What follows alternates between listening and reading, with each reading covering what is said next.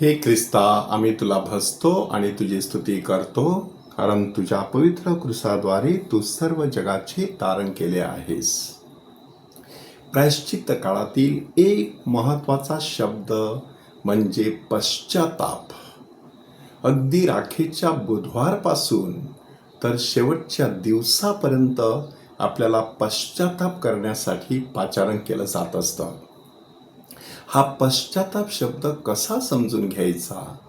मूळ ग्रीक भाषेमधील शब्द आहे मेटानोइया. मेटानोइया म्हणजे विचार बदलणं. नूस म्हणजे मन. मेटा म्हणजे त्याच्या पलीकडे जाणं.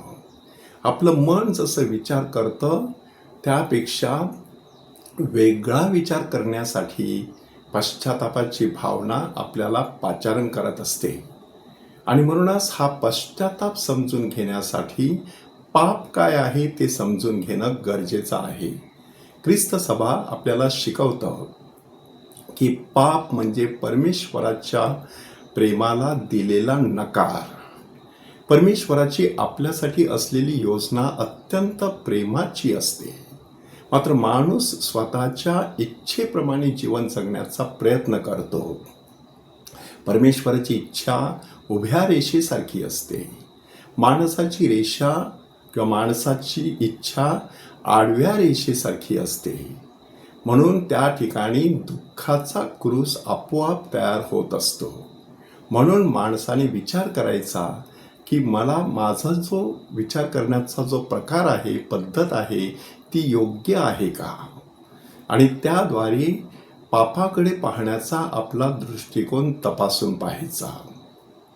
पाप दोन प्रकारचं, लघुपाप आणि महापाप. लघुपाप म्हटल्यानंतर परमेश्वराशी असलेले संबंध नुसते बिघडतात, परंतु महापाप म्हटल्यानंतर परमेश्वराशी असलेले संबंध पूर्णपणे तुटून जातात.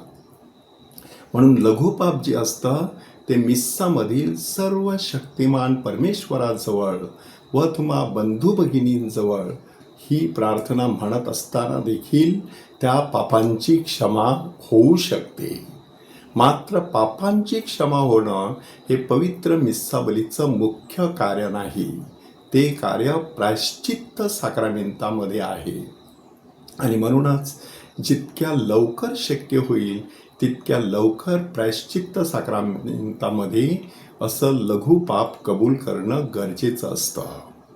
महापाप म्हटल्यानंतर परमेश्वराशी असलेला संबंध पूर्णपणे तुटून जातो आणि त्यामुळे महापाप हे आपल्या प्रायश्चित्त साक्रामेंतामध्ये कबूल करणं हे अनिवार्य असतं, कंपल्सरी असतं.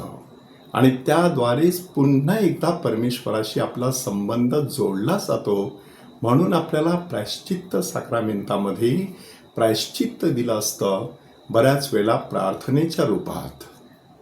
ती प्रार्थना करून पुन्हा एकदा परमेश्वराशी आपला संबंध आपल्याला जोडायचा असतो. अशा प्रकारचा पापाचा जो प्रकार आहे तो समजून घेणं गरजेचं आहे.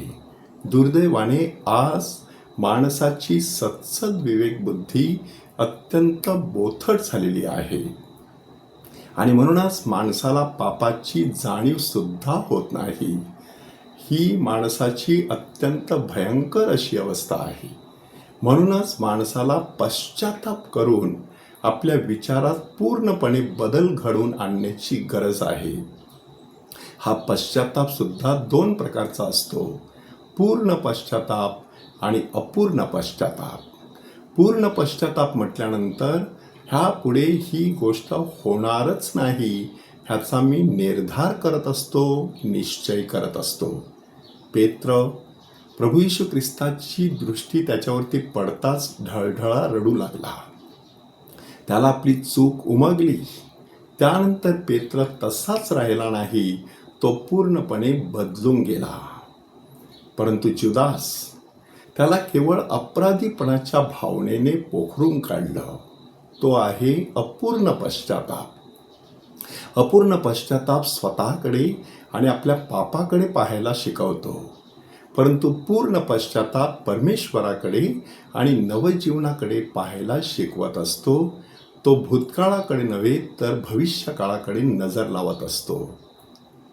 म्हणून आपण तपासून पाहायचं आहे की मला झालेला पश्चाताप पूर्ण आहे की अपूर्ण आहे. पूर्ण पश्चातापाच्या मार्गावर चालून नवजीवनाची वाट चोखाळूया. हे प्रभो आम्हावर दया कर. हे प्रभो आम्हावर दया कर.